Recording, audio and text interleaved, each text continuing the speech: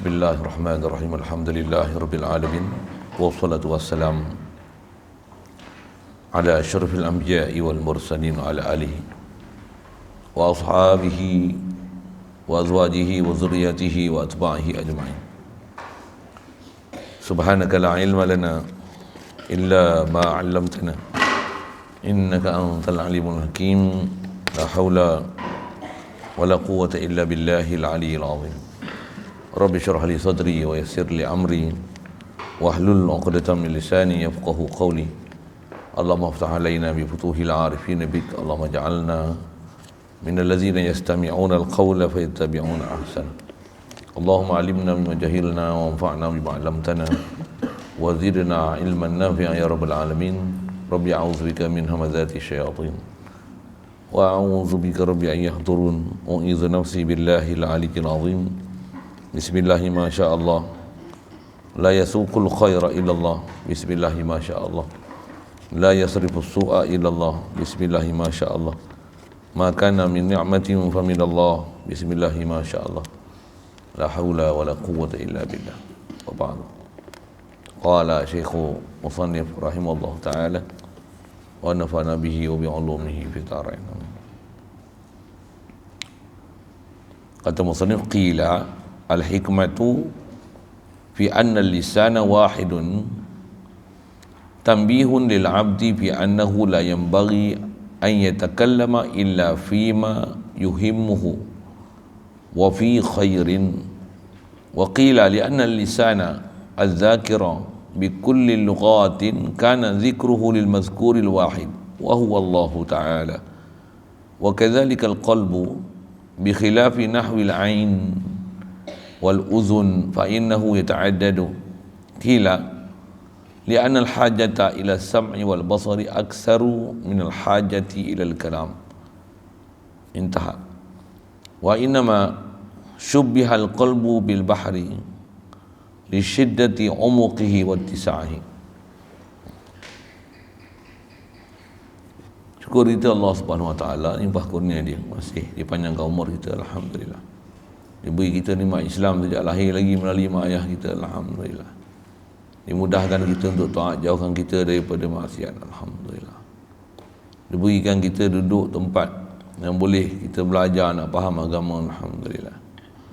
Dijadikan kita hati sanubari, boleh sedar ke Allah Ta'ala, yakin ke Allah Ta'ala, besar kesedaran untuk mentauhidkan Allah Ta'ala, mengagungkan Allah Ta'ala, tasbih Allah Ta'ala, zikir ke Allah Ta'ala, dan berselawat salam atas Nabi kita Muhammad sallallahu alaihi wasallam, alhamdulillah. Sudah dikatakan iman melayakkan kita menjadi sebaik-baik umat, itulah umat Nabi Muhammad sallallahu alaihi wasallam, alhamdulillah. Diberi kita kesihatan, kelapangan masa, keupayaan, minat berterusan untuk ada dalam majlis yang Allah Ta'ala beri kemuliaan. InsyaAllah kita sama manfaatkan pertemuan ini, meneruskan bacaan daripada kitab Nasaihul Ibadah. Dasar kita duduk bicara masih nak mensyarahkan perkataan daripada Sayyidina Abu Bakar As-Siddiq radhiyallahu ta'ala anhu, menafsirkan ayat Quran, zaharul fasadu fil barri wal bahr. Yang dia kata bar tu, timbullah kerosakan di darat dan lautan. Masuk darat tu lidah, lautan tu hati. Dia nak syarah sikit lagi berkenaan tu. Kata dia, al-hikmatu fi anna al-lisana wahid tanbihun lil 'abdi fi annahu la yanbaghi an yatakallama illa fi ma yuhimmuhu wa fi khairin. Dikatakan maksudnya ada orang berpendapat mengeluarkan satu prinsip, konsep falsafah hidup. Dia kata apa? Hikmah pada bahawasanya lidah ni satu. Kenapa lidah satu? Mata dua, telinga dua, tangan dua, kaki dua. Lidah satu pasal apa? Dia adalah satu penyedaran. Dia nak menyedarkan buat hamba kepada kita semua ni bahawasanya tak wajar dia bercakap melainkan pada apa yang penting baginya dan pada kebaikan. Bila mulut ni satu, dia tak bercabang, yang turut bahasa nak sebut. Jadi bila mulut satu, lidah satu, jadikan satu prinsip, takkan kita bercakap melainkan apa yang penting dan apa yang baik. Satu bila ada sekejap cakap baik, sekejap cakap tak baik, cakap betul, cakap bohong, yang ni dipanggil lidah bercabang. Itu bahasa Melayu kita kan. Istilah lidah bercabang ni apa? Cakap tak betul, orang munafik. Kat sini cakap macam lain, kat sini cakap macam lain. Hadanallah ila siratal mustaqim. Itu sedikit syarahan ke situlah. Waqila, dan satu kataan lain, ada satu orang lain pula mengeluarkan pendapat, perkataan dia, satu falsafah dia. Dia kata, kenapa lidah ni satu? Kerana lidah yang berzikir dengan setiap bahasa. Lidah ni walaupun apa-apa bahasa yang dia sebut untuk berzikir, sebut la ilaha illallah, bahasa Arab, bahasa Melayu, Cina, India, Urdu, apa seumpamanya, adalah zikirnya akan apa yang zikirkan satu. Kata dia, zikirnya, kata dia, kana zikruhu lil mazkuril wahid. Zikir dia adalah untuk yang dizikirkan yang satu. Yang dizikir tu satu ya. Sebut ya Latif, ya Kafi, ya Hayyu, ya Qayyum.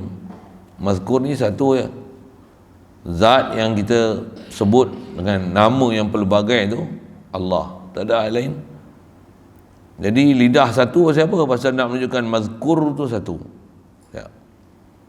Itu prinsip lah, dia nak ambil faham gitu. Begitu juga hati, kata dia, bersalahan umpama mata dan telinga. Begitu juga hati. Hati pun sama. Hati dia satu je, tak berbilang kan. Bila hati satu tak berbilang, jadikan prinsip juga dia tak bercabang. Macam mana lidah tak sepatutnya bercabang, hati pun tak sepatutnya bercabang. Itu maksud dia, sama di situ. Bersalahan seumpama mata. Mata dia dua, telinga dia dua, maka ia berbilang-bilang.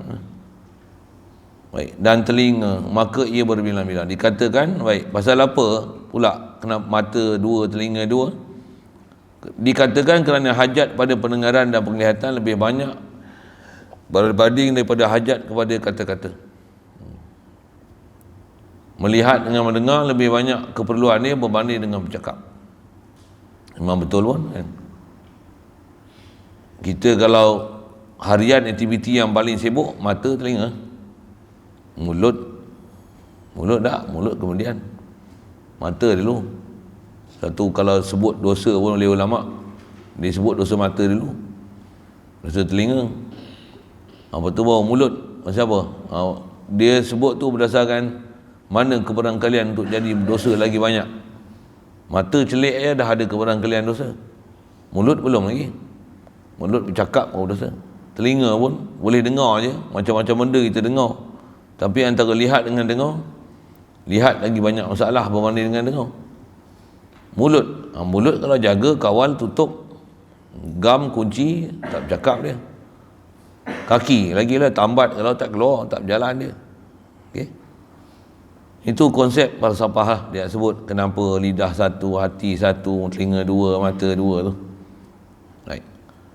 Selesailah nukilan daripada kila tadi, pendapat tu. Kemudian kata dia, hanya senya diserupakan hati ni. Baik, hati ni syubbiha qalbu bil bahar. Daripada perkataan Sayyidina Abu Bakar tu, dia kata dia, lidah ni macam darat. Jadi nyatalah zaharul fasadu fil bar, maksudnya fil lisan, wal bahr fil qalbi. Pasal apa qalbi ni diserupakan laut? Kerana sangat dalamnya dan luasnya. Pasal hati ni dalam dan luas. Bahkan dosa hati, dosa i'tiqad, dia lagi besar berbanding dengan dosa dengan jasad, dengan mulut. Begitu juga kalau pahala pun, pahala dengan hati, dengan iman, dengan yakin, lagi besar daripada amal dengan lidah. Itu isyarat laut tu nisbah dalam, luas. Cukup, saya tak syarah banyak lah. Wal maqalatu sadisata asyarata.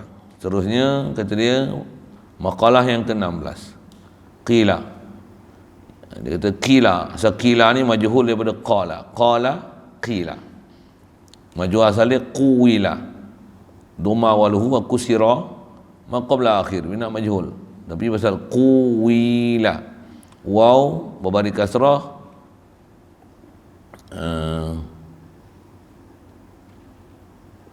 waw berbalik kasrah, munasabah kasrah ni ya, satu baca qila. Quran pun wa idza qila lahum qila, itu lughah fushahanya. Qala majhulkan dia jadi qila, walaupun ada qiraat baca wa idza qila lahum, wa idza qila lahum, ada qiraat baca dengan imalah qila, wa idza qila lahum, pengaji qiraat lah. Baik. Wal maqalatu sadisata asyara qila, dikatakan orang, terjemah di qila ni dikatakan, tak kenal siapa fa'il, qail itu tak kenal, satu dibinakan majhul, macam sebut duriba berbanding dengan doroba, doroba huwa, tapi duriba huwa, tapi huwa tu majhul, dia majhulul fa'il. Qila ni majhulul qail. Sikit bahasa Arab macam tu, tak faham dengar je. Kata dia asyahwatu tusayyirul muluka abidan was-sabru yusayyirul abidu mulukan. Kata dia syahwat ini, keinginan syahwat, runtunan syahwat boleh menjadikan raja hamba. Raja boleh jadi hamba sebab syahwat. Bahkan orang cerdik boleh jadi bodoh pasal syahwat. Orang berakai sampai hilang akai pasal syahwat. Pasal syahwat. Satu, kena jaga syahwat. Kena tutup pintu-pintu yang boleh memerangsang syahwat. Apatah lagi syahwat tu bukan syahwat halal, syahwat haram. Jadi kena jagalah pintu-pintu boleh datang syahwat tu yang disyariatkan kita tutup aurat. Ada sebut dalam kata ulama kita, kata dia syuri'ati auratu, disyariatkan tutup aurat ni li ajlil basar, kerana masalah pandangan. Satu, kita nak jaga tempat kita bagi elok tak jadi celaru, jaga aurat, jaga pandangan. Khasnya laki perempuan ni patutnya memang dia dalam syariat kita adalah satu disiplin yang sangat besar. Kita pergi tempat-tempat ahli ulama, tutup guru, para aulia ni, memang antara benda paling besar dia jaga pergaulan lelaki perempuan. Rosaknya masyarakat bila lelaki perempuan bergaul, walaupun atas nama perjuangan Islam, mesyuarat Islam, WFP gitu kan, tapi bila ada pergaulan lelaki perempuan, biasanya ada masalah. Dia akan mengundang bermacam masalah. Mengundang masalah. Satu, lelaki, perempuan. Antara tempat-tempat yang kita memang tak tengok lelaki perempuan ni bercampur, tabligh. Yang kita tengok Zohir, memang tak campur. Memang tak campur. Saya tak pernah tengok himpunan tabligh ada perempuan. Saya pergi jemaah ada perempuan. Masturat adalah, tapi dengan disiplin yang sangat ketat. Nak keluar pun dia akan boleh orang perempuan saja. Mesti perempuan bersama suami dia, mahram dia.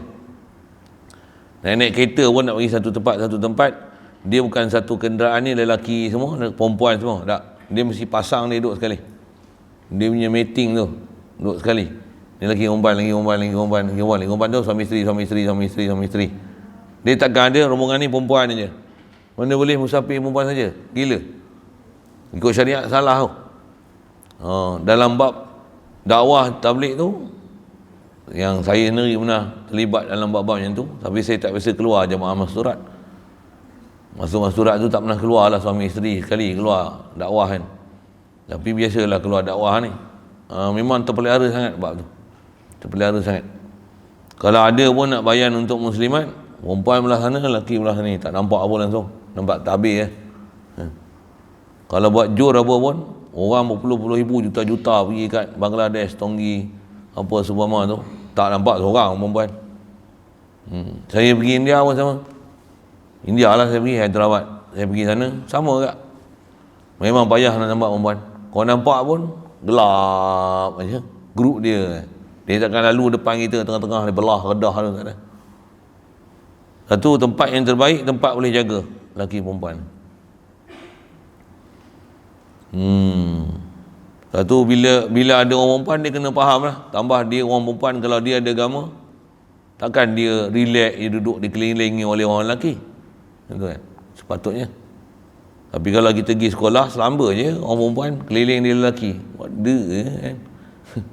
Ni yang kata masyarakat kita dia dah terbiasa dengan suasana yang pasat tu. Tu pasat tu, rosak. Ada ihtilatul hur baina rijal wa nisa, ada fasadun azim.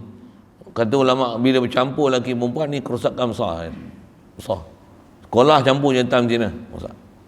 Sekolah rendah lagi dah campur jantan betina. Tu kalau ada sekolah seri ke pasti ke apa. Sepatutnya sekolah rendah pun sepra pun dah asing lah lelaki perempuan. Perempuan, lelaki. Tapi Malaysia ni dia pelik lagi dia punya pengurusan. Bagus Jepun lagi kadang. Dia memang naik kereta api pun perempuan, lelaki. Bayar kat kaunter pun, ni orang pernah pergi Jepun lah balik kat Kuzari kat kita. Kalau nak bayar kaunter ni perempuan, lelaki. Dia sampai macam tu. Dia tahu pasal masalah sosial akan berjadi apabila ada percampuran lelaki perempuan ni. Jadi untuk mengelakkan berlaku masalah sosial yang tak diingini, macam mana? Lelaki, perempuan. Kereta api tu boleh ada gerabak lelaki dan perempuan. Jangan silap masuk. Macam tandas lelaki dan tandas perempuan. Malaysia ni pun dia bangang. Itu kan ada bincang transgender apa semua tu. Sampai bapuk tu pun boleh masuk tandas perempuan. Gila betul. Adalah masa tu menteri pelak sekok seorang tu. Dia kata boleh. Allah betul. Sikit lah. Kita Malaysia ni pelik dia jadi. Tak tahu lah, dia cacam merbau macam tu. Lepas tu kita dah terbiasa dengan apa percampuran lelaki perempuan ni. Bila asing jadi pelik lah. Dia jadi pelik lah. Kerana mempersoalkan pula kenapa perlu pengasingan lelaki perempuan. Kalau ikut kaedah syariat kita memang asing perempuan. Nak semayang kalau ikut bukan untuk apa. Memang lelaki lain, perempuan lain. Asing lelaki perempuan. Bertirai pula tu. Tirai. Masjid Madinah Rasulullah, zaman Rasulullah bertirai. Masjid Madinah lah ni tak bertirai. Saya ngaji tutup guru duk sebut. Ada guru saya Tuan Haji Ghazali duk Mekah lama. Arwah Fatih dia tak duduk lah Mekah kan. Tapi tutup guru dia banyak yang ngaji Mekah. Apa saya nak sebut? Tutup guru yang saya pernah jumpa yang memang duduk Mekah lama. Dia orang duduk Madinah dulu bertirai.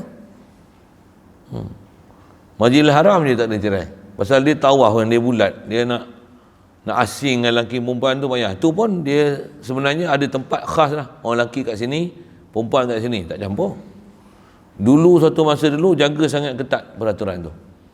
Begitu juga masalah nak tawaf tu. Orang perempuan kat mana? Dia duduk kat mana? Orang lelaki duduk kat mana? Orang lelaki ni biasanya duduk jauh sikit daripada arah Kaabah. Orang perempuan duduk dekat. Seingat saya macam tu. Terbalik. Lupa lah. Lama tak sebut tu. Terbalik. Lelaki ni duduk dekat dengan Kaabah kalau tawaf, orang lelaki. Perempuan dia akan duduk jauh daripada Kaabah. Lah ni macam mana? Main kat Wahabi ni. Kerabai lelaki perempuan. Nak pergi cium Hajar Aswad tu. Ya Allah. Perempuan lagi handai daripada lelaki tu. Saya pergi lah tengok. Saya pergi dah. Satu sebelah kabar tu. Allah. Tak ada malu lah. Kita pula malu. Baik. Sikit bab-bab campuran tu. Pasal dia masalah syahwah ni. Dia akan ada benda-benda yang boleh bawa pada syahwah. Tu yang dia kata syahwat boleh menjadikan raja ni jadi hamba. Raja boleh jadi hamba pasal nafsu. Kerana orang kata dia fa inna man ahabba syai'an fa huwa 'abduh. Kerana kata dia siapa yang kasih sesuatu, orang yang kasih pada sesuatu dia ialah hamba pada sesuatu. Ulama kita dengan disebut best lah. Sedap lah dia. Kita kalau kasih pada satu, kita akan hamba diri pada satu. Kita hamba dia. Kalau hamba kasih ke handset, memang hamba handset. Bukan handset bagi rumah tangga kita jaga handset. Peluk dia, simpan dia, gosok dia, gonyoh dia, tukar kulit dia, tukar baju dia, tukar dia punya sarung dia, gosok dia, belicin dia. Jaga sungguh lah pasal kasih. Itu kasih pada sesuatu menyebabkan kita akan jadi hamba pada sesuatu. Kasih pada dunia jadi hamba dunia. Terbalik, kasih pada Allah akan menghamba diri pada Allah Ta'ala. Kasih pada Rasulullah menghamba diri pada Rasulullah. Kasih pada ilmu akan menghamba diri pada ilmu. Kasih pada guru, dia akan menghamba diri pada guru. Imamnya tu selalu. Isteri dia kasih pada suami, dia akan hamba diri dia pada suami. Orang lelaki dia kasih pada perempuan, dia akan hamba diri dia pada perempuan. Memang macam tu. Memang. Tu betul dia sebut man ahabba syai'an fa huwa 'abdu. Baik. Itu bab syahwat. Satu, kita bab syahwat ni kena kawal. Ada tempat yang memang kita diperintahkan untuk ada syahwat di situ. Syahwat besar kita adalah ada keinginan besar kita ke Allah, nak cari redha Allah, ke Rasulullah, supaya Rasulullah kenal kita sama. Kaedah ni berselawat. Kita ada keinginan ke Allah Ta'ala, kaedah ni zikir, kenalilah Allah. Sedarlah dia siapa, kita siapa. Ada pelajaran tu khas kita belajar tauhid. Kemudian sebaliknya, wasabru yusayyirul abidu mulukan. Kata dia, sebalik itu sabar tu menjadikan hamba raja. Hamba akan jadi raja sebab sabar. Istilah sabar ni apa? Tahan apa keinginan.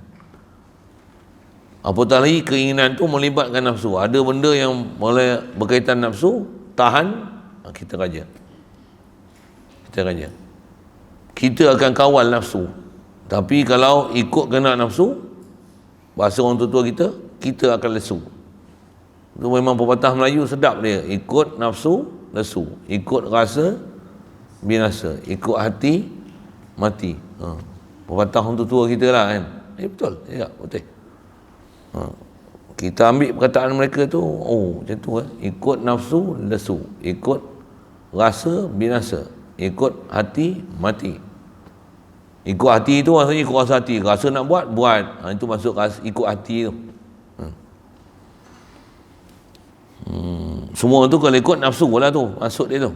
Ikut rasa, binasa, ikut nafsu, lesu, ikut hati tu maksudnya ikut nak apa, buat. Masuk hati di situ bukan qalbu, tapi hati di situ hawa nafsu, keinginan, apa yang melonjak, meledak, nak buat.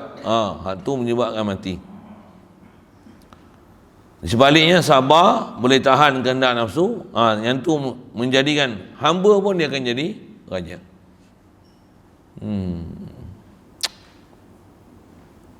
Pasal apa? Kerana hamba itu dengan sebab li'anal abda bisabrihi, dengan sebab sabar dia yanalu ma yuridu, dengan sebab kesabaran yang ada pada dia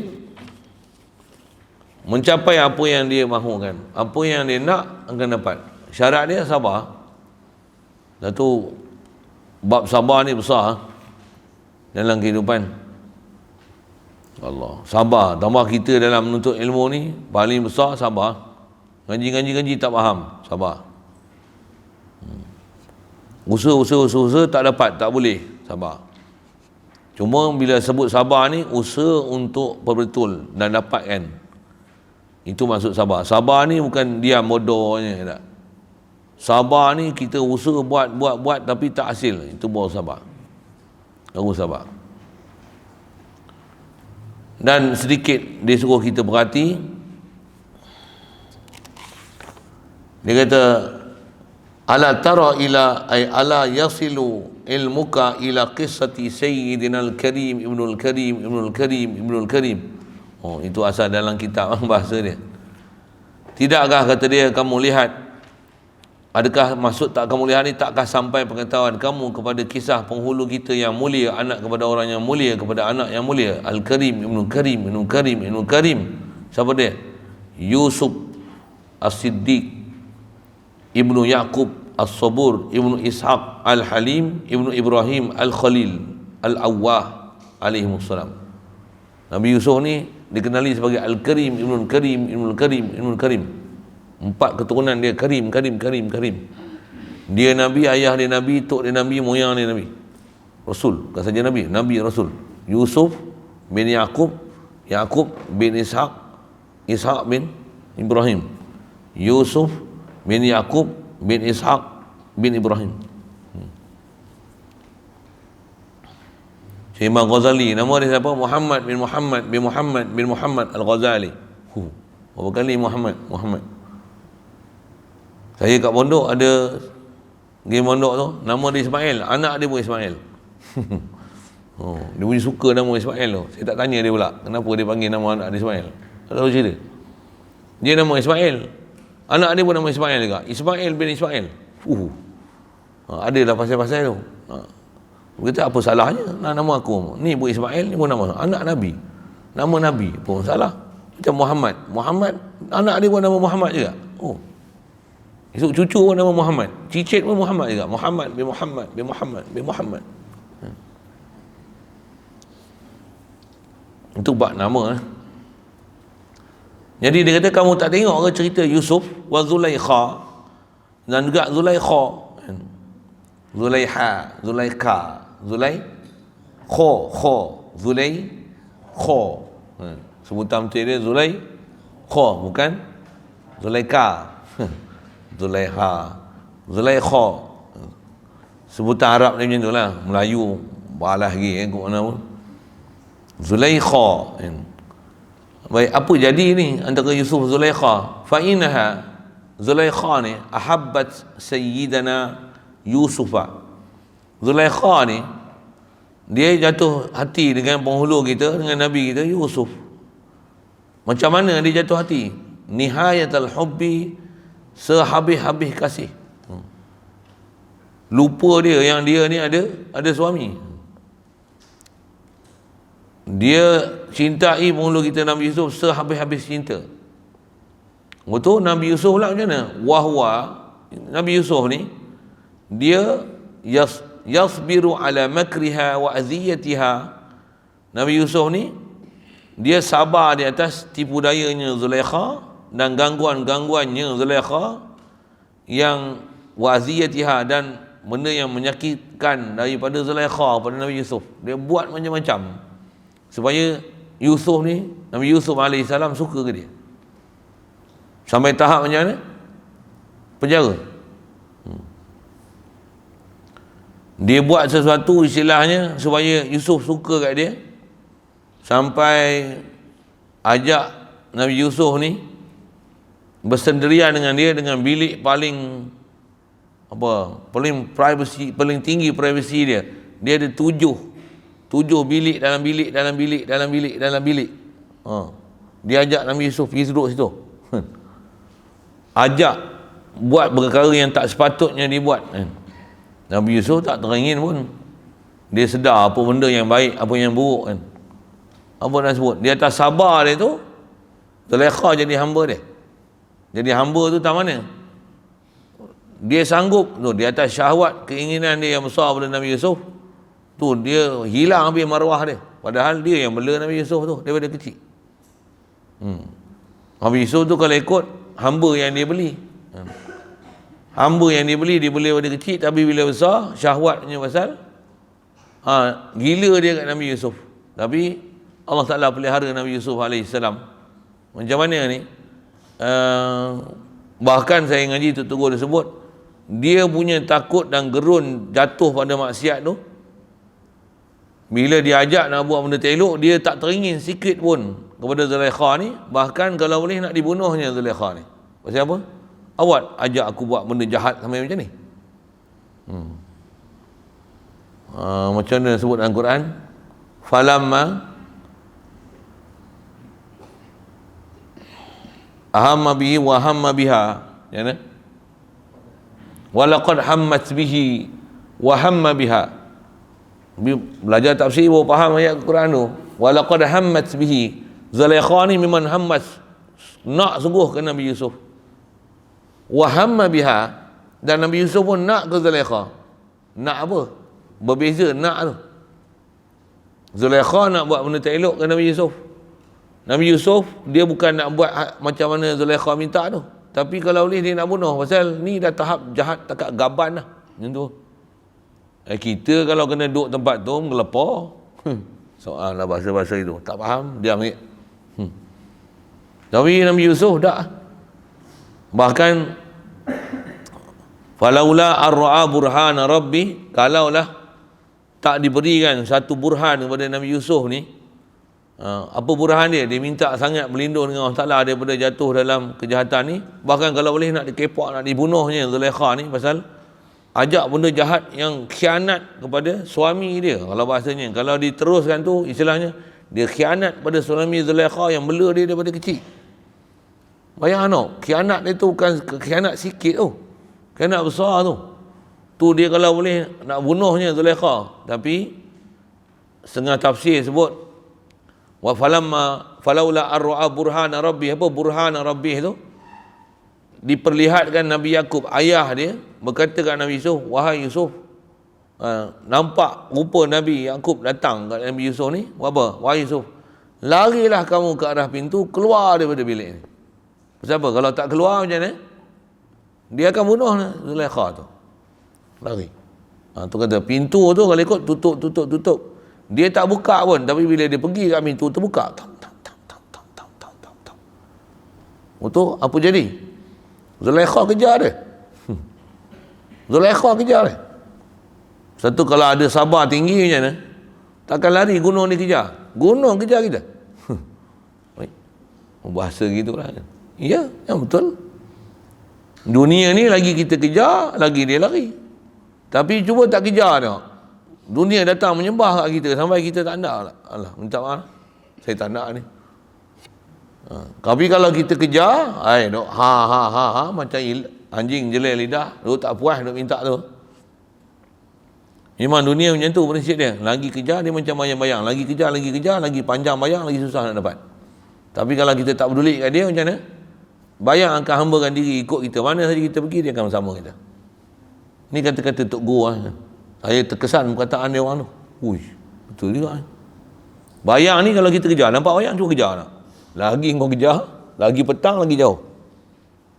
Tapi cuba tak heran dengan dia macam mana? Tak usah heran kau yang bayang macam mana? Ke mana kita pergi semua dia datang?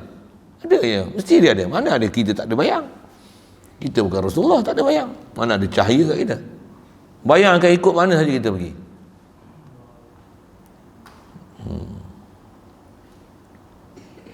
Jadi bila diperlihatkan pada dia Nabi Yakub kata, larilah kamu ke arah pintu. Terbuka pintu. Lepas tu buat apa? Wastabaqal baba wa qaddat qamisahu min duburin wa sayyadaha ladal bab. Lajak mulut je baca. Wa alfaya sayyadaha ladal bab. Bila duk berlaku mengejar, bukan kejar-mengejar, Zulaikha yang mengejar Nabi Yusuf. Nabi Yusuf pun pakai pakaian dia masa tu, dia budak yang hamba. Agak-agak baju dia macam mana? Lembut, macam sutera. Macam mana? Tebal, kasar. Tapi Zulaikha tarik macam mana? Yusuf. Kenapa?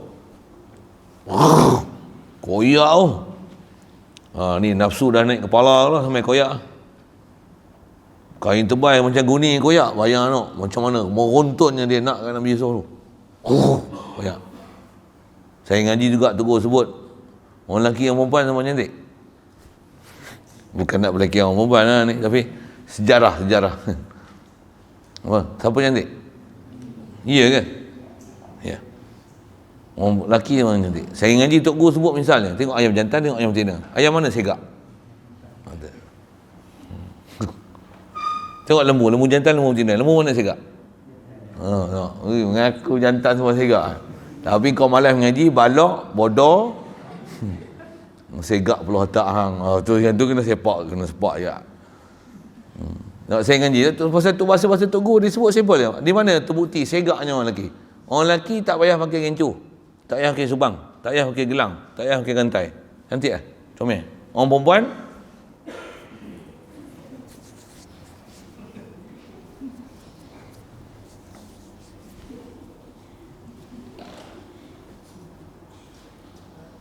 betul ya? Orang kena itu kan? Tambah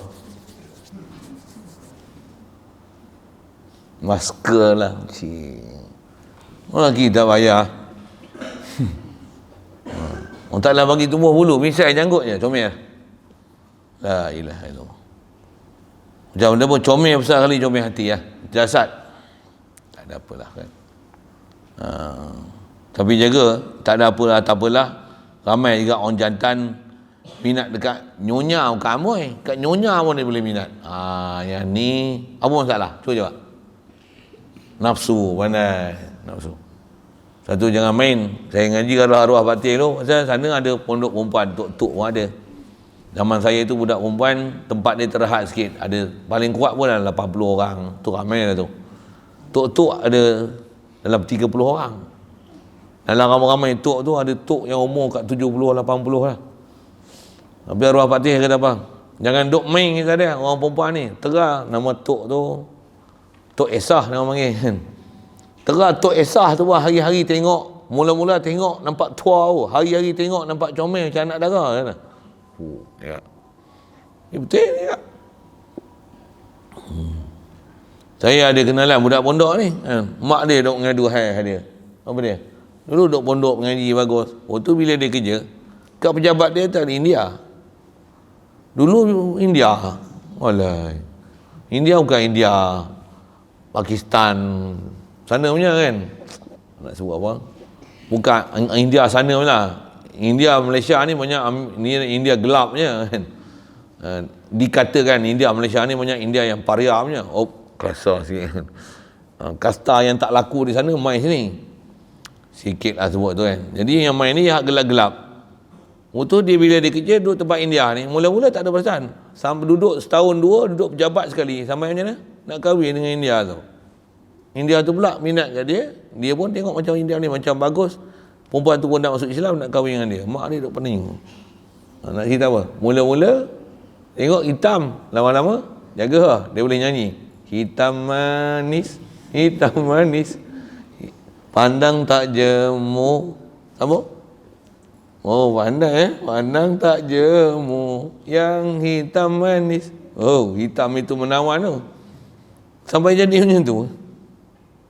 Jaga sikit. Apa masalah ni? Syahwah. Syahwah. Kita menyanyi sikit tu. Sorry sikit lah saya buat hiburan sikit macam tu kan. Tapi masalah ni syahwah. Atau tempat-tempat yang ada perempuan ni kena jaga sikit lah.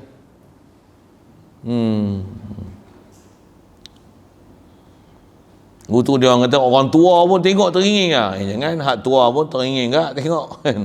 Yang tua ni tengok dia teringin orang tua kat lah kan.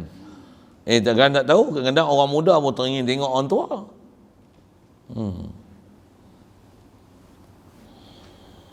Jadi Zulaikha ni apa masalah dia? Kalau ikut dia tuan tapi jadi hamba. Yang Nabi Yusuf dia hamba, dibeli oleh Zulaikha dengan suami dia. Tapi jadi tuan. Maksudnya apa? Sabar. Jadi kita duduk pondok apatah lagi lah. Banyak kesabaran yang kena jaga. Sabar apa? Sabar tak balik rumah. Besar sekali pondok tu kan. Itu pun ada benda yang saya tak rasmi sebut. Tak boleh lawat 40 hari. Saya tak ada lah bagi peraturan macam tu kan. Buat masa ni idak lagi lah. Tapi ada madrasah-madrasah yang memang awal-awal masuk tak boleh tengok 40 hari. Bukan 40, 44 hari. Tak boleh melawat. Haram ziarah. Kalau mai, denda. 3 bulan lepas tu tak boleh jumpa. Padan dengan muka kau. Nak tengok sangat. Mai pun waktu melawat. Tak boleh lebih pada jam ni, jam ni. Ini tengah malam pun datang. Mai jumpa. Oh Allah. Susah juga. Tapi kita nak buat apa kan. Kita pun baru lagi. Relax. Pelan-pelan. Sabar sikit. Sepatutnya ada kesabaran yang tu. Mak bapak pun dia kena sabar satu hal. Anak pun satu hal kena sabar. Kena sabar je. Dia lepas daripada tempoh tu biasanya janin pun dalam 40 ni pokok pun dia akan tumbuh akar, benih pun dia akan bercambah. Macam itulah duk pondok sama. Dia akan membuah dan membunga kan satu benda yang sepatutnya. InsyaAllah. Dan kalau boleh kawan-kawan pun tersamai. Ni kawan main motor besar main, kawan naik kereta besar main, kawan kaki rokok main, ganja main, kacau tu. Kita ni tak ada lah baru ni, tapi bulan puasa itu ada kan. Dia main sini, dia pun tak tahu, bapak dia pun tak tahu macam mana dia boleh berhubung. Kawan dia memang boleh jumpa depan sembah. Ui, dia pun boleh pergi, pelik. Dia punya style hubungan dia macam mana dia boleh telefon, boleh pergi dapat tu. Jadi manusia ni macam tu lah. Jadi nak sebut sabar. Sabar. Semua sabar nak melawan nafsu ni memang susah. Mudah-mudahan Allah Ta'ala pelihara kita semua. Jadi setiap orang kena jagalah. Orang lelaki dia jaga dia. Orang perempuan jaga. Tempat kita pula adalah perempuan 2-3 orang je kan keliling-keliling kita ni. Jaga. Itu belum ada perempuan-perempuan yang memang bukan tok pondok, apa? Santri, bunyi perempuan sikitlah. Apa lagi? Mak lebay, payah itu kan. Ni semua pak lebay. Pak lebay adalah mak lebay mai, silap tercabut serban pak lebay. Satu kena buat tempat elok-elok, pagar apa semua siap. Memang hang tak jumpa kami tak jumpa hang. Dan memang bila ada mak lebay ni, dia mengaji lah. Tapi urusan mak lebay, mesti mak lebay juga urus. Pak lebay tak boleh urus urusan mak lebay. Tak boleh. Benin. Itu memang kaedah kita. Ulama kita ajak susun siap dah satu-satu. Pasal tempat-tempat yang boleh masuk syahwah ni, dia akan kacau. Baik. Sebab syariat ni nak jaga hak tu lah paling susah. Ada orang kadang-kadang dia anggap benda tu biasa. Hati-hati sikit. Baik. Wal maqalatus sabi'ata asyara. Dan maqalah yang ketujuh kata dia. Qila. Yang ni pun tak sebut siapa sebut. Qila ni maksudnya al-qail bi ghairi ma'rifati qailiha. Dia adalah orang yang bercakap perkataan yang kita tak kenal siapa yang mengeluarkan dan mengungkapkan perkataan tu. Itu digunakan bahasa qila. Dan kalau qala berkata ia, habis-habis tidak pun ia tu boleh dicari siapa ia tu kan. Tapi bila tak tahu ada je pepatah siapa sebut dan masyhur pula tu perkataan tu disebut dan dihikayatkan dengan qila. Ini uslub Arab.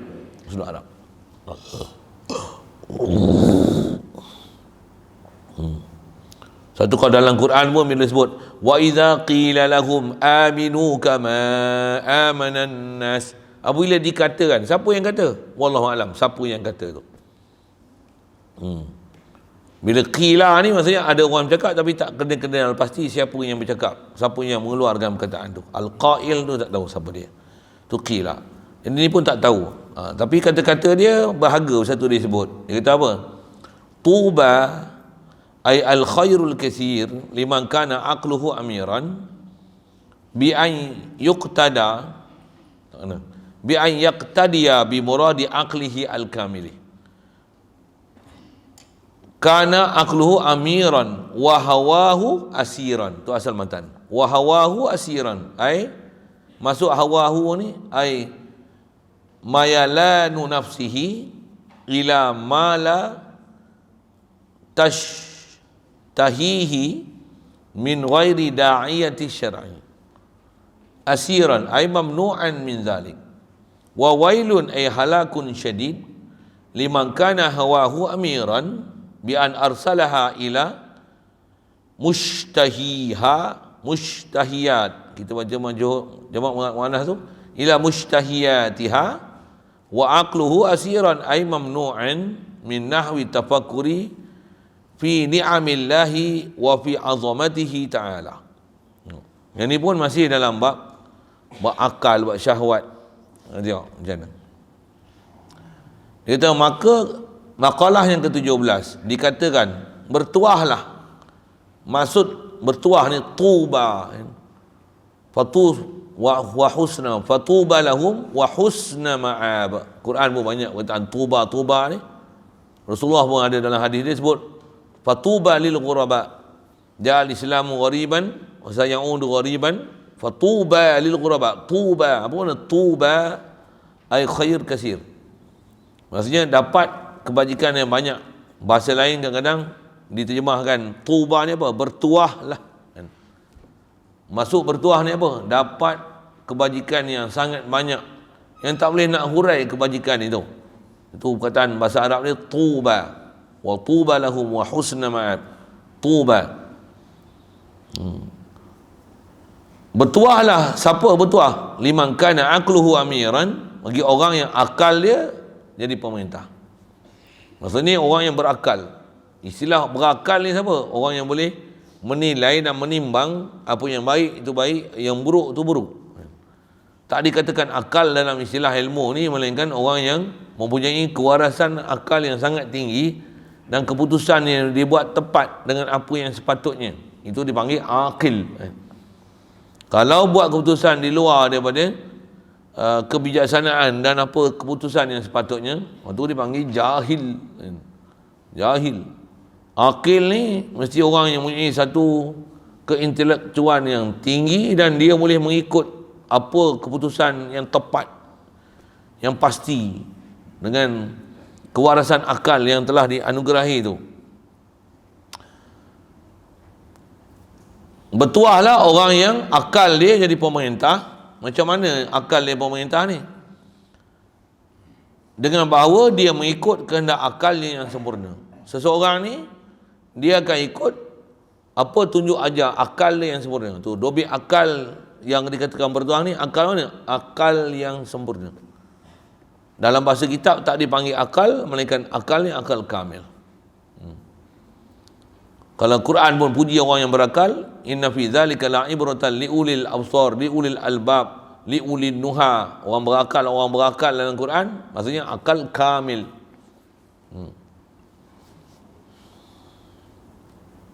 Walaupun kadang dalam masyarakat kita ada pakai juga akal ni untuk tak ketahuan, pakai akal kan. Dia hurai kok akal dia. Akal juga. Tapi akal di situ dengan mana nafsu. Istilah selalu pakai dalam ilmu tak dipanggil akal, mesti akal kamil, akal yang kamil. Istilah kamil sempurna, waras, matang. Jadi bertuah sungguh siapa yang ikut kemantangan akal dia. Cuma nak dapat akal matang ni lah. Kadang umur tua, tapi otak budak. Ni terbalik pula. Apa dia? Budak kadang budak, umur muda, tapi akal orang tua. Ada? Orang macam tu? Ada? Ramai? Itu yang orang kata akal buah kepala lutut tu lah. Umur tua, tapi akal budak-budak. Di sebaliknya ada budak-budak, tapi cara kepribadian dia, cara tindak tanduk dia macam orang tua, macam orang matang. Mudah-mudahan Allah Ta'ala bagi kemantangan kita. Amin. Ya Rabbal Alamin. Baik. Jadi dia ikut apa tunjuk ajar daripada akal dia yang sempurna tu, dan hawa dia. Apa hawa ni? Hawa ni kecenderungan dan keinginan nafsu. Dan kecenderungan nafsunya adalah asiran. Kecenderungan nafsu dia akan jadi tawanan dia. Nafsu dia dan keinginan nafsu, yang ni jadi tawanan dia. Istilah tawanan, dia boleh menguasai apa keinginan nafsu dan hawa dia. Iaitu kata dia, maksud kata kecenderungan hawa ni apa? Kecenderungan nafsunya kepada apa yang dia inginkan tanpa ada sebab-sebab syarak. Huraian ni panjang lah itu kan.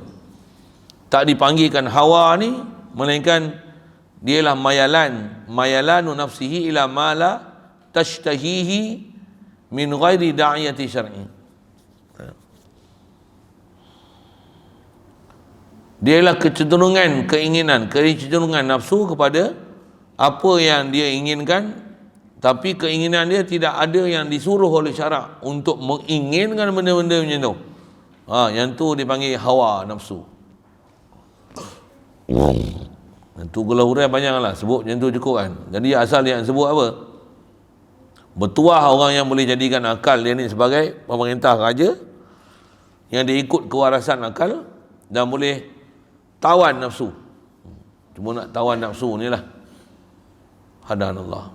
Yang nak tawan nafsu tak ada jalan lain, dia kena latih, kurangkan makan, kurangkan tidur, kurangkan main, kurangkan gelak.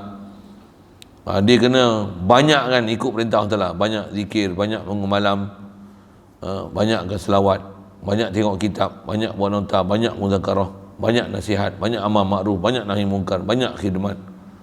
Dia mesti banyak kan benda tu. Banyak duduk masjid, banyak duduk surau, banyak tafakur. Ini orang matang. Kalau tak matang nanti dia sebalik, banyak tidur, banyak melantak, banyak main, banyak gelak. banyak buang masa, banyak ngompat. Dia akan jadi macam tu. Pelihara tengok elok-elok, tak ada orang boleh kenal melainkan diri kita. Tak ada orang juga boleh baikkan diri tu melainkan diri kita. Atas perjalanan sabab, kerosakan kan tiada lain melainkan daripada nafsu kita yang rosak. Tiada lain melainkan kena lawan kehendak nafsu. Baik.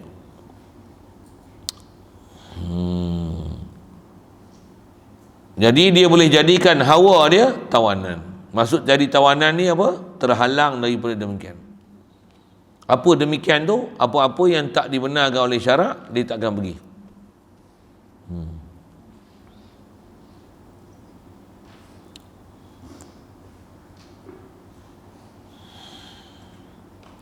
Nak balik rumah, tak pernah fikir nak balik rumah.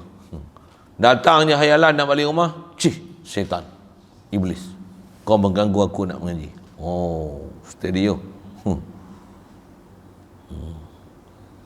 Mai kawan pula menyasut. Hang ni tak ingat balik rumahnya. Kau jangan jadi setan. Hari ayat power terus. Kau jangan jadi setan, ajak aku balik rumah. Ni sikit balik rumah. Rumah aku dekat pun aku tak balik. Macam mana duduk rumah jauh boleh ingat balik? Aku duduk rumah ingat tak ingat balik. Kan? Kat depan ni, kat belakang tu. Ni dia ingat balik sedia. Dulu kan. Sekarang okey. Dah ingat balik tak? Ya, tak ingat balik tak? Betul. Cicak dengar kata apa ni? Betul ke budak-budak ni? Kirim salam daripada cicak tu. Baik. Dan celakalah di sebaliknya, binasalah orang yang teruk.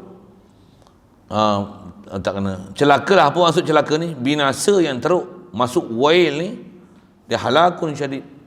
Itu yang bahasa terjemah ni, celakalah, wail lah. Ada terjemah, ada tempat wail ni dengan mana? Satu jurang, gaung dalam neraka jahanam. Gaung dalam neraka jahanam tu, yang ni dipanggil wail kan. Tu fawailul lil musallil. Antara dalam tafsir sebut wail tu dia wadin fi jahannam, gaung dalam neraka jahanam. Antara makna umum lugah dia wail dengan makna apa? Halakun syadid. Kebinasaan yang sangat besar. Siapa dia ni?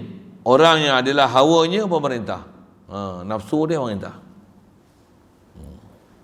Dalam pemerintah bohong pula, tindas pula, buat zalim pula, buat jahat lagi. Setiap orang baik diburunya. Juga tu pemerintah macam ni kacau kita.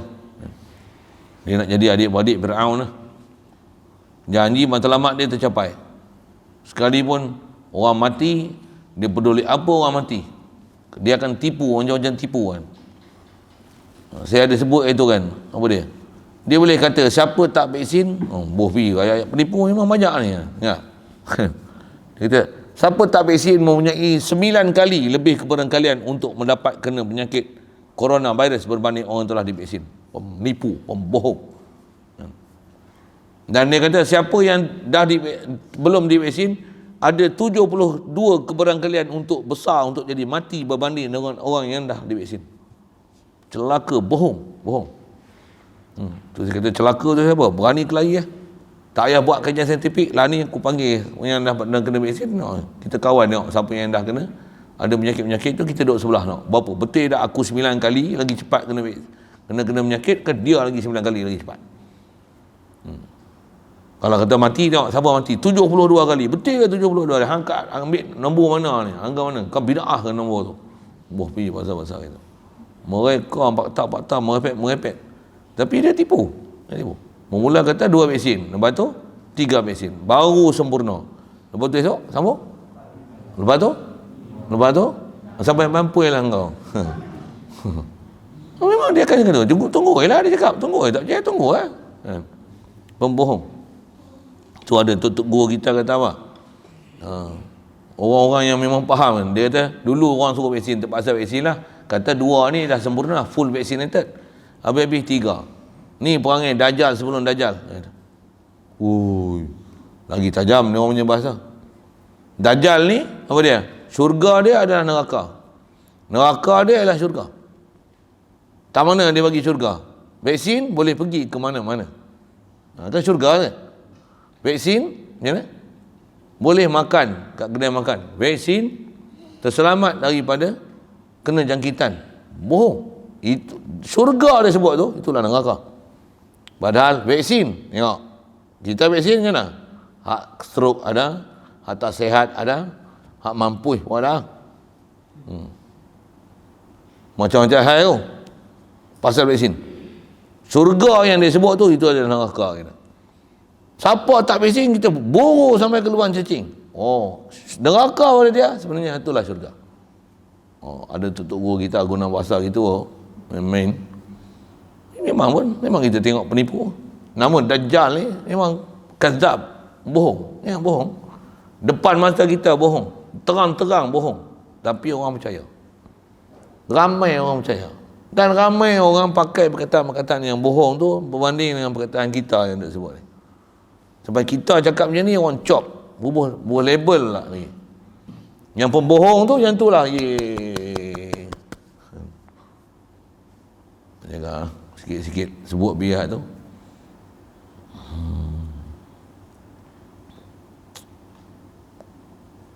Jadi Hawa dia jadi pemerintah.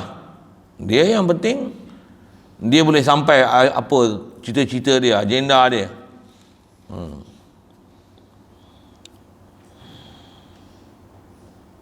Baik, macam mana kata Hawa dia adalah pemerintah, dengan bahawa dia melepaskannya kepada segala keinginannya. Apa keinginan dia yang dia nak buat, dia lepaskan.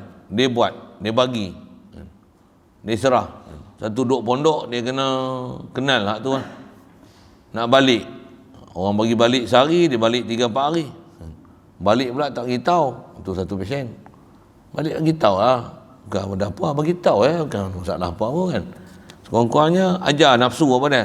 Aku tak balik dengan kehendak aku sendiri, tapi aku balik, aku maklum. Kalau tak pergi balik, aku tak balik pasal dah tak pergi balik.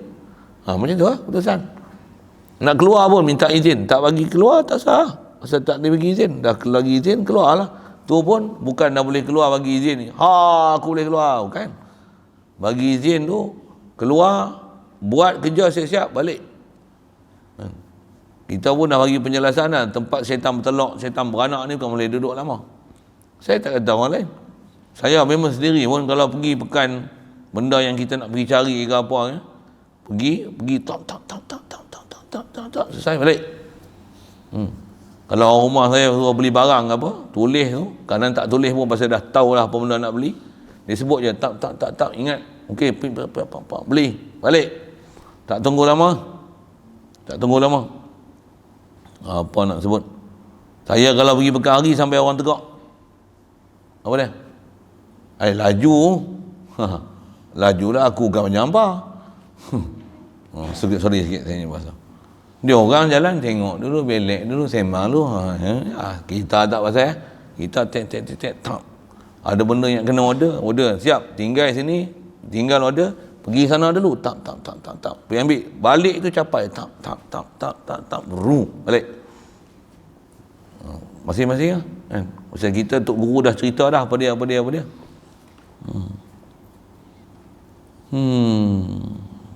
Kalau tak dapat tidak kena duduk pekan hari pasal menega kat pekan hari, kita pun duduk berjual apa balik kat pekan hari. Saya pun pernah duduk tempat pasal pekan hari jual apa balik. Biasa. Apa balik orang punya, saya tukang buat hancur.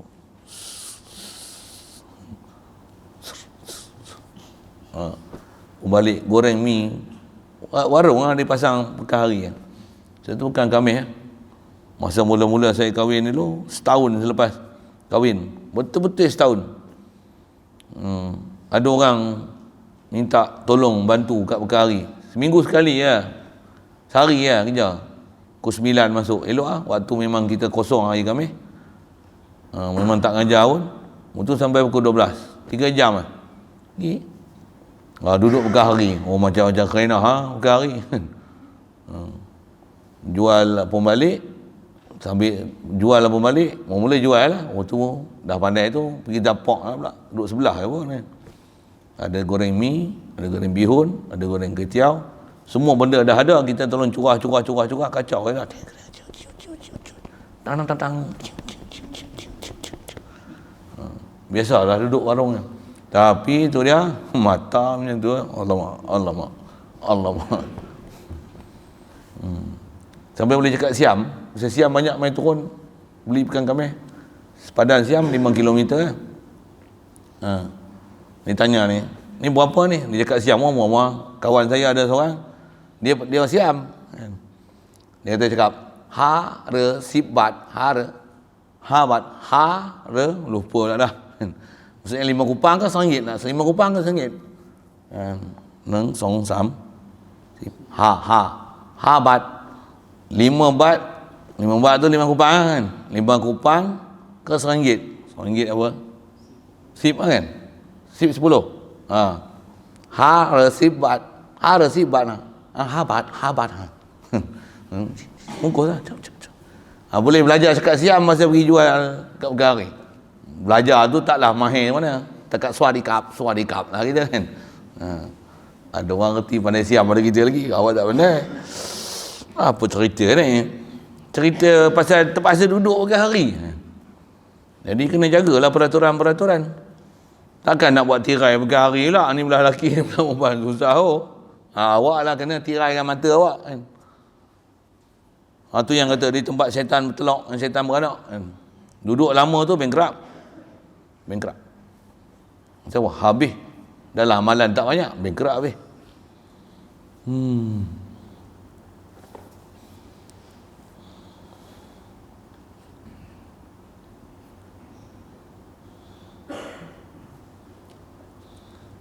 Baik.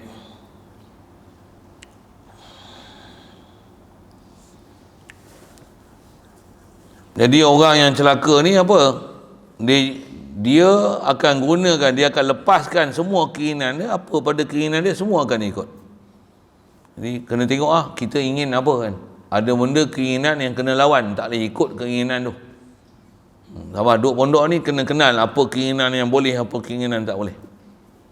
Ni sebab makan minum pun kena pilih makan apa boleh makan. Walaupun dulu ada satu kegemaran kita nak makan ni, sekarang kita tengok ada syubhah makanan tu kena tinggal.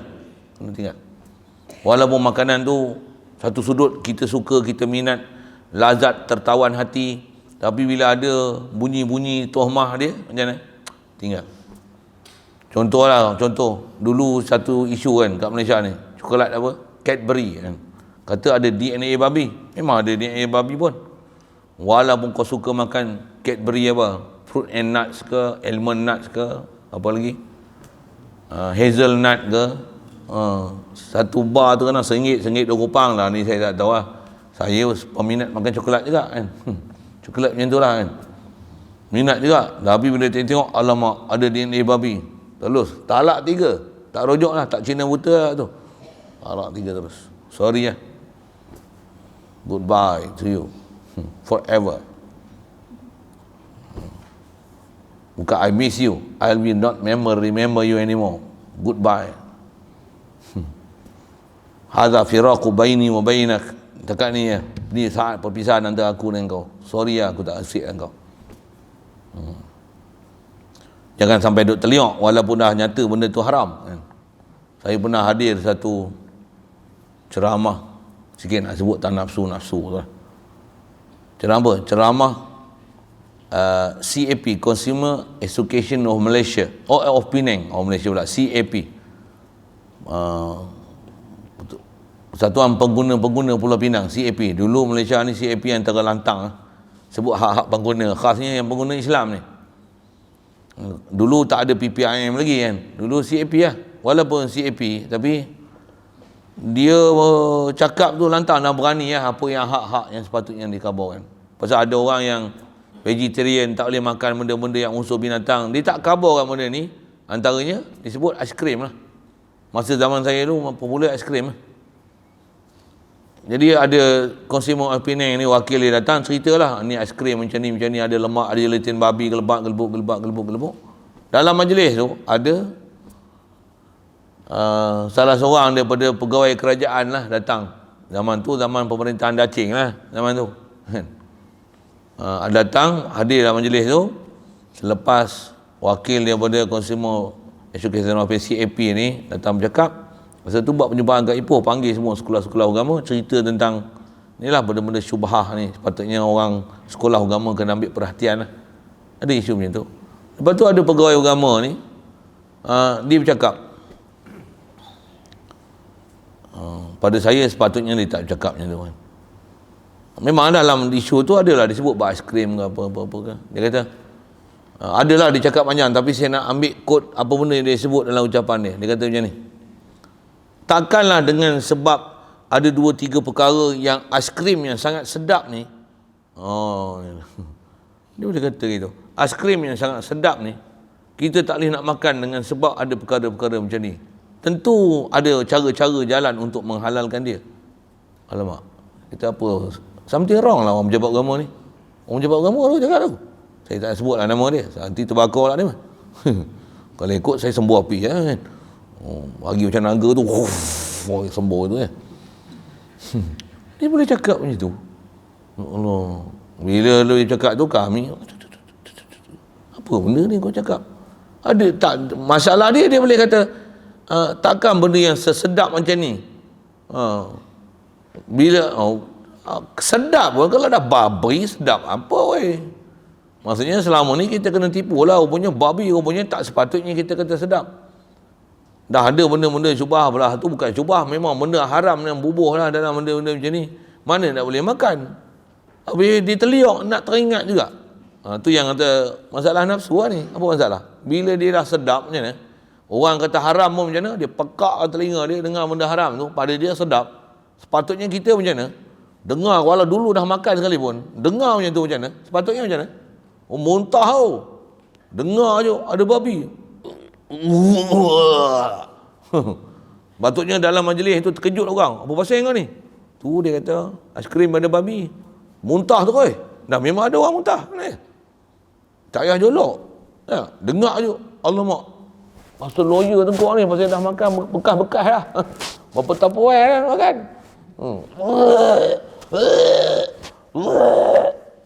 Macam kambing nak kena sembelih tau, bunyi tu.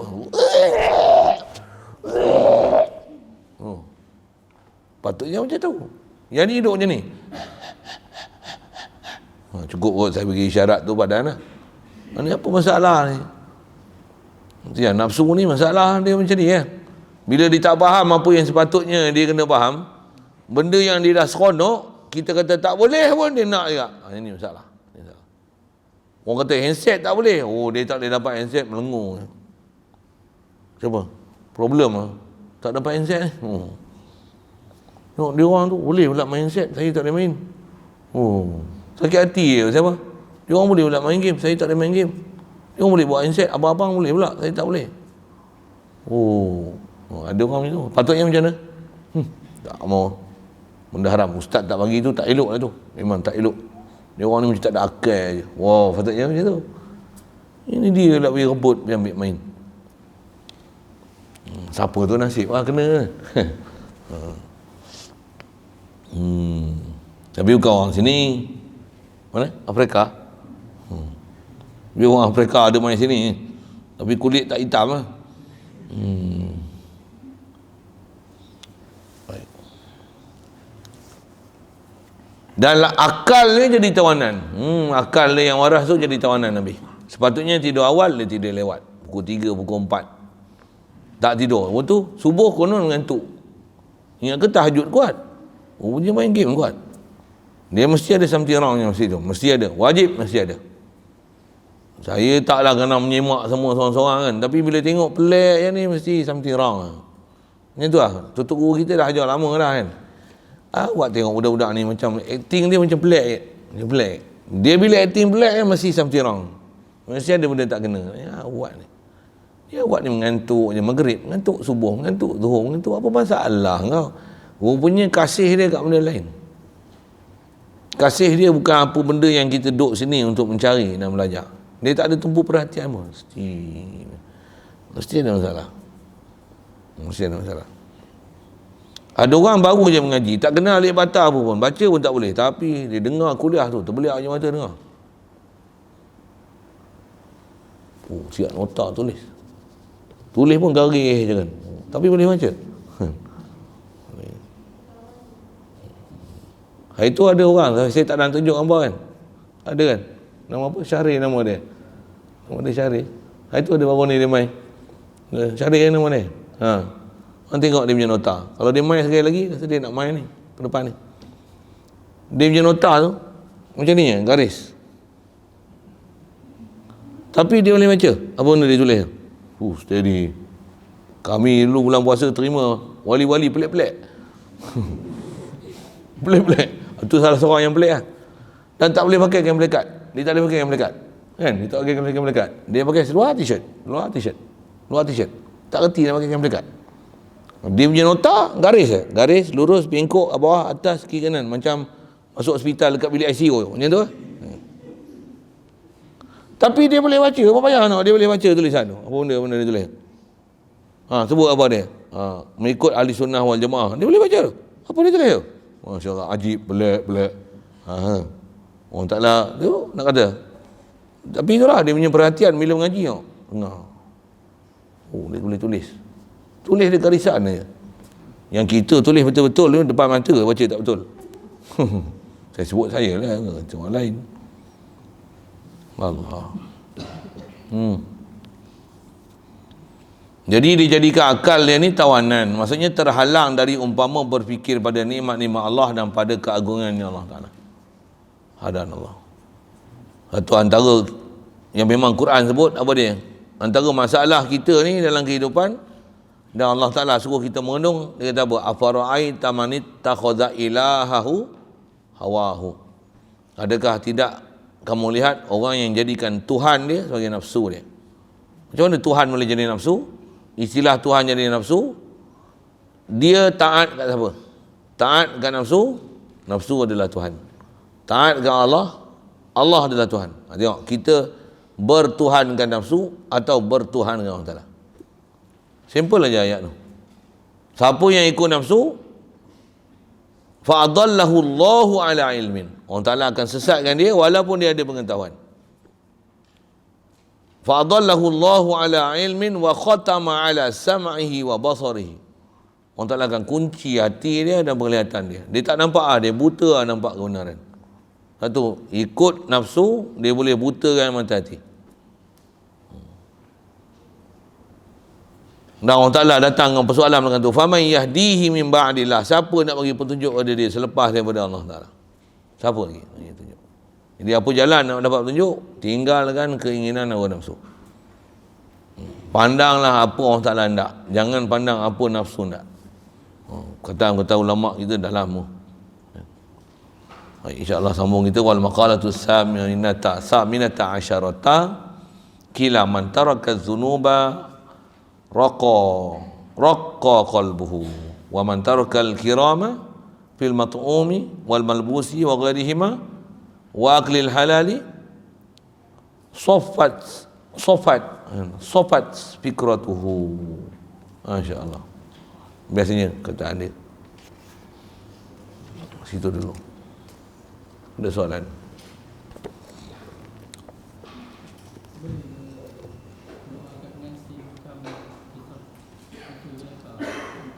Doakan berganti macam mana? Jadikanlah mereka berdua sebagaimana Zulaikha dan Yusuf. Itu cerita selepas tu. Memang ada orang doa begitu pun kan. Maksudnya cinta sejati ni, cinta Yusuf dan Zulaikha. Memang cerita dia sampai nanti Nabi Yusuf keluar penjara kan. Zulaikha pun dah tua. Berjumpa dengan mak ayah. Mak ayah belum lagi. Nabi Yusuf akan jumpa dengan ayah dia sebelum tu lagi. Zuhmi Zulaikha ni meninggal, mati. Tapi Zulaikha ni tetap membara cinta dia pada Nabi Yusuf kan. Yang akhirnya bila jangan cerita dia lama tak sebut, nak lupa lah. Tetap teringat Nabi Yusuf, dan bila dia insaf, dia beriman, akhirnya dikenal siapa yang sepatutnya dikenal. Allahumma salli. Siapa yang sepatutnya dia kena ibadat, dia hambakan diri dan dia taat. Punya kasih dia pada Nabi Yusuf ni sampai kurus kering, apa yang nak sebut sampai tak lalu makan. Dan akhirnya dia tukar cinta dia kepada Allah Ta'ala Dan Allah Ta'ala perintahkan, masa ada wahyu datang selepas tu, perintahkan Nabi Yusuf ambil Zulaikha sebagai isteri. Cerita selepas tu cerita murni lah. Sebelum tu cerita tak elok lah. Cerita macam tu lah tadi lah. Selepas tu perintah Zulaikha jadi isteri Nabi Yusuf. Bila minang macam mana? Dia tak nak lah Nabi Yusuf. Pasal apa? Dah tukarlah cinta dia ke Allah Ta'ala. Dia dah kenal siapa pencipta. Tak minat dah dengan Nabi Yusuf. Lagi pun dah tua lah. Dah tua lah. Tak ada dah keinginan kat Nabi Yusuf. Tapi masih ada perasaan tu. Yang tu dan sebahagian daripada mukjizat Nabi Yusuf AS. Apa dia? Pinang di atas pinangan pula maklum kat Zulaikha ni kata bukan dia yang nak, tapi atas perintah Allah Ta'ala yang suruh Nabi Yusuf kahwin dengan dia. Dan satu benda mukjizat berlaku, apa dia? Dia ambil ridak yang dia pakai, kelubung dekat Zulaikha ni, lepas tu jadi muda balik. Jadi muda balik. Tapi tetap kasih dia ke Allah Ta'ala, bukan ke Yusuf. Jadi Allah Ta'ala perintah ambil tu pasal apa? Pasal bila dia nak kat Nabi Yusuf, dia tak dapat. Tapi bila dia nak kat Allah Ta'ala, dia dapat Nabi Yusuf. Jadi atas kata boleh ke doa pengantin ni macam mana Zulaikha dan Yusuf? Zulaikha dan Yusuf yang ending story, bukan beginning story. Macam tu kot. Macam tu kot saya jawab soalan tu. Ada lain? Bismillahirrahmanirrahim. Allahumma nawwir qulubana min nur hidayatika kama wartal ardha min nur syamsika abadan abada bi rahmatika ya arhamar rahimin warzuqna fahman nabiyyin wa hifzal mursalin wa ilhamal malaikatil muqarrabin wa salim tasliman ala jamil anbiya'i wal mursalin walhamdulillah.